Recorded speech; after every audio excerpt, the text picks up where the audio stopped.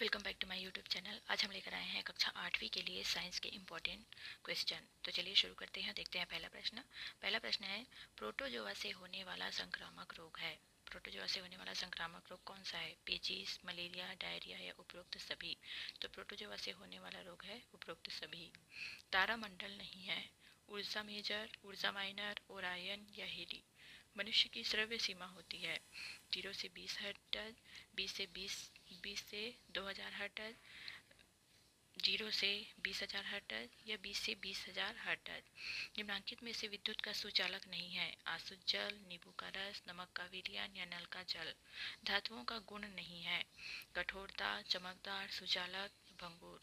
सौर सेल के ऊर्जा परिवर्तक बने होते हैं एल्यूमिनियम से, कार्बन से, प्लास्टिक से या सिलिकॉन से?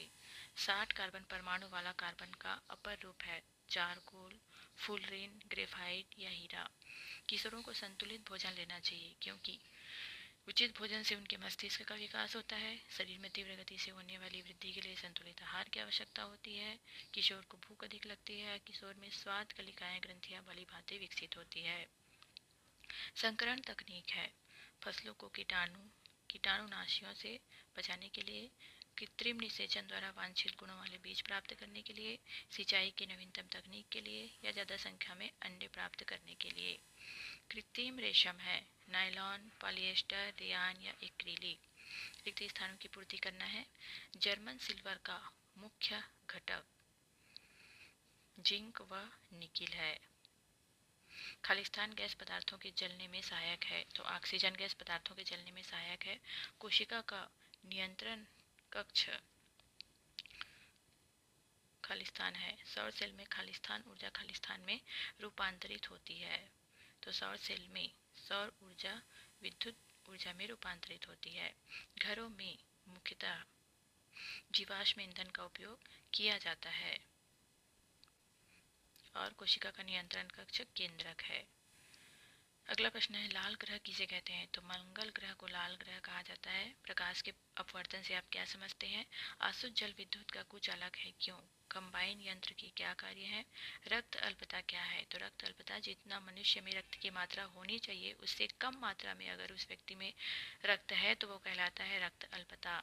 वायुमंडल में ऑक्सीजन की मात्रा कितना प्रतिशत है? तो वायुमंडल में ऑक्सीजन गैस की मात्रा है 21%।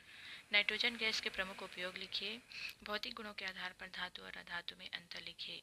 कोशिका का नियंत्रण कक्ष किसे कहते हैं और क्यों कहा जाता है? क्यों स्नेहक पदार्थों के उपयोग से घर्षण को शून्य किया जा सकता है? विटामिन ए, बी व सी किन चीज़ों में पाया जाता है? इनकी कमी से होने वाले रोग कौन कौन से हैं? तो विटामिन ए की कमी से रतौंधी, बी की कमी से बेरी और सी की कमी से स्कर्वी रोग होता है। तारामंडल क्या है? कोई 2 उदाहरण लिखिए। दूर दृष्टि दोष क्या है? इसके निवारण का उपाय लिखिए। निम्नलिखित को समझाना है। संयोजन अभिक्रिया, अपघटन अभिक्रिया। जल विद्युत अपघटन कैसे उत्पन्न की जाती है?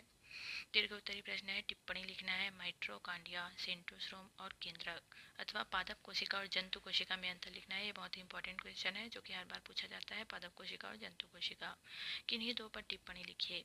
एड्स रोग व बचाव, फाइलेरिया रोग व बचाव, पोलियो रोग व बचाव अथवा पेचिस और डायरिया में अंतर लिखना है। निम्नलिखित पर संक्षिप्त टिप्पणी लिखिए। मधुमक्खी पालन, मशरूम कल्चर, शीत भंडार गृह अथवा खेती के निम्न चरणों को विस्तार से समझाइए। सिंचाई, खरपतवार नियंत्रण, फसल चक्रण। वायु किन गैसों का मिश्रण है? ऑक्सीजन बनाने की विधि को सचित्र समझाइए। अथवा अम्ल वर्षा क्या है? यह सजीवों के लिए किस प्रकार हानिकारक है? ये रहे आपका साइंस का प्रश्न।